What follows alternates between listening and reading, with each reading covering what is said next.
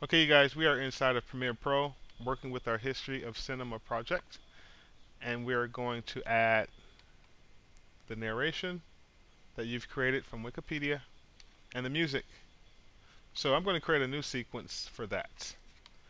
File, new sequence. I'll call this sequence HOC final, and then always include your name. History of Cinema final.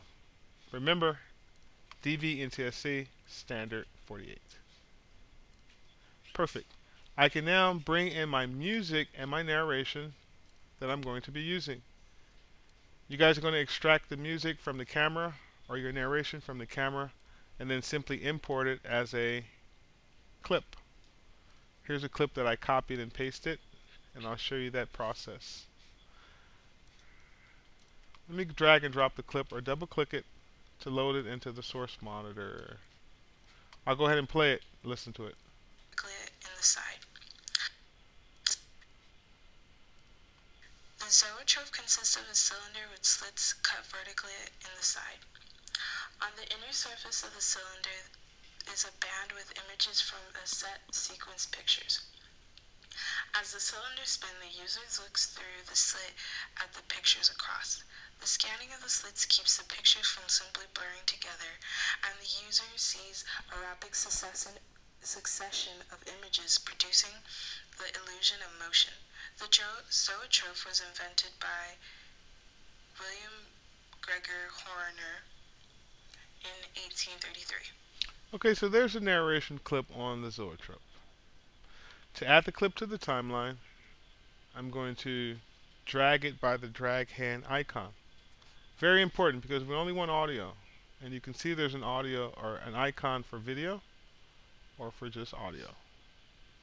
So since I only want audio and not this video, I'll drag and drop the audio and snap it to A1. Bingo. Yes, sir.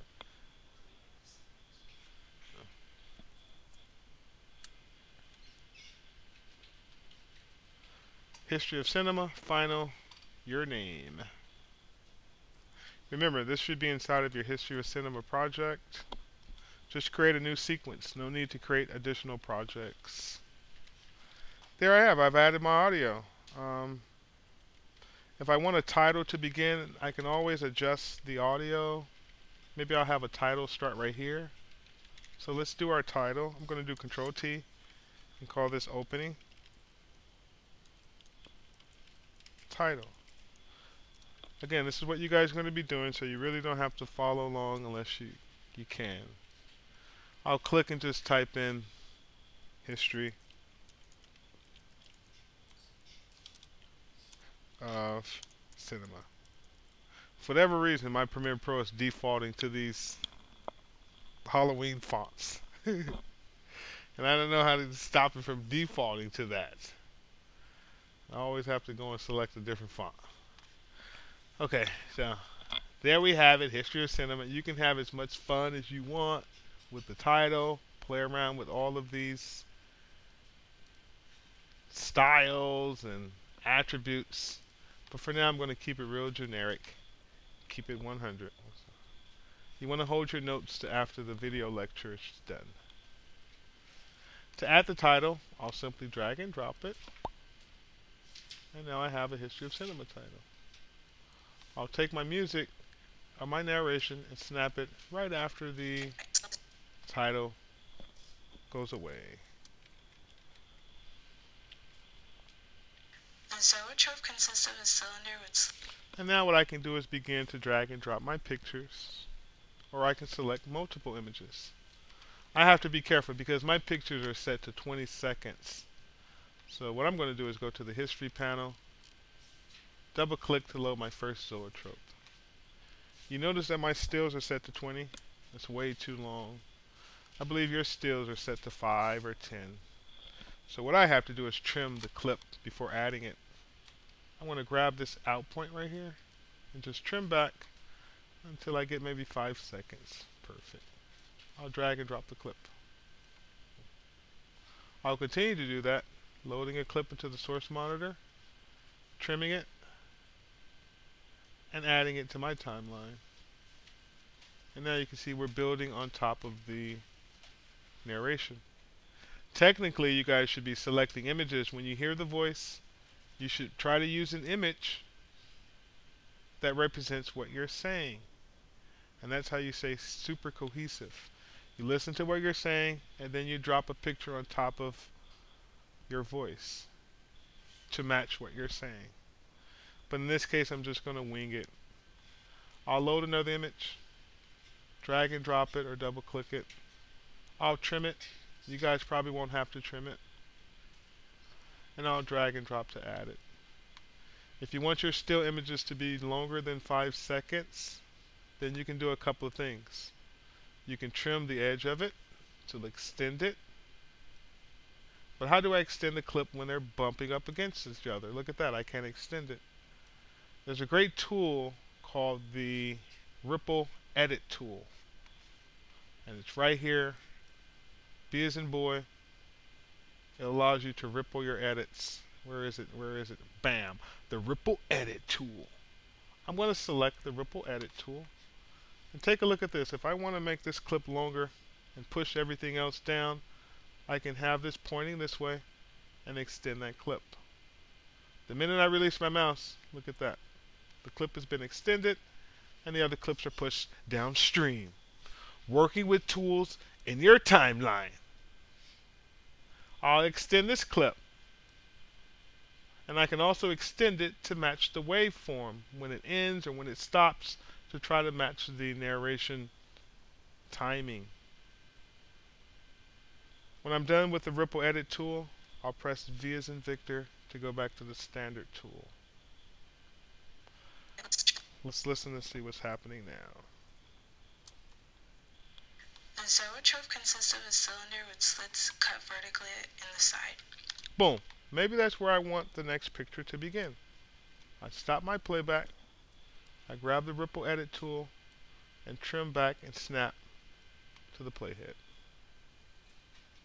I'll continue to play.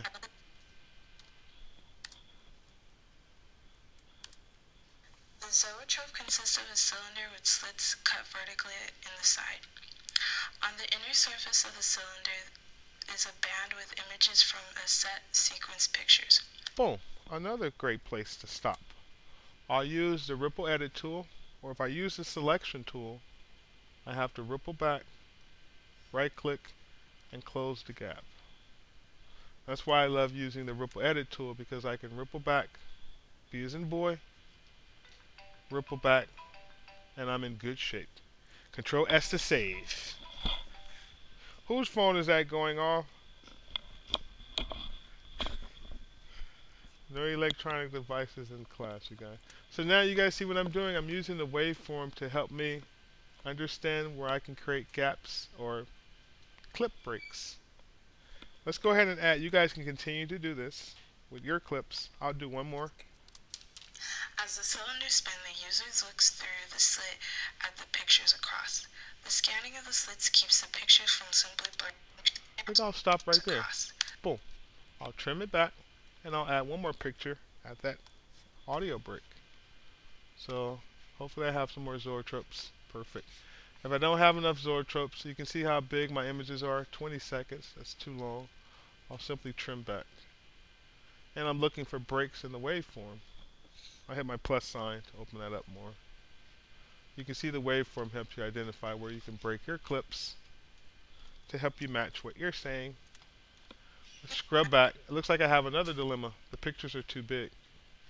I'll select them all, right click, and scale to frame size. You guys should all know that method of scaling your clips to the frame size so that they fit.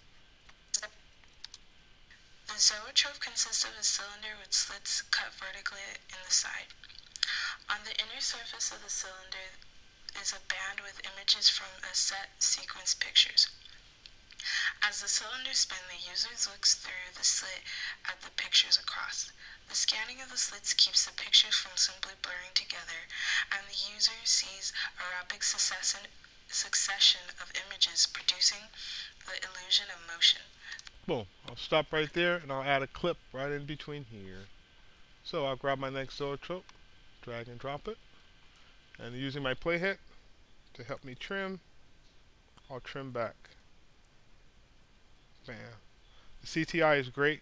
You can position it and you can trim back so that you have it aligned to where you want to clip the trim. CTI is so cool and important. So you can see now I've been trimming and editing and setting this up. Once you do this, you guys, you want to go back and add keyframes to your pictures. Real quickly, I'll select the clip, effects controls, beginning of the clip. We talked about adding a scale keyframe, moving to the end of the clip, and scaling the clip up to taste. We talked about selecting other clips and maybe applying opposite keyframes. I'll keyframe, scale it up, go to the end of the clip, and this time I'll scale it down. Trying to keep my border right inside, so I don't want to scale it down so I get black marks. I'm going to scale it down so it stays right around that area. Control S to save, and let's take a look and listen. A zoetrope consists of a cylinder with slits cut vertically in the side. On the inner surface of the cylinder is a band with images from a set sequence pictures.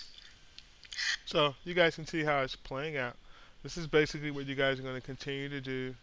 Add your pictures, trim them to the narration so that each time you stop, we see a new image. You're going to have to open up the audio and maybe expand the track so you can get down and dirty with your waveform. This is a waveform. It gives us the visual representation of your voice. Okay, so Control S to save. This is how you guys are going to build it. When you add your music, say you want to add some music to this, and you want to do the music last. Once you've done with all your devices, the music will be done last, okay? So I'm going to go ahead and select some music that I have chosen, and I'll listen to it before I add it. Double click it to load it into the source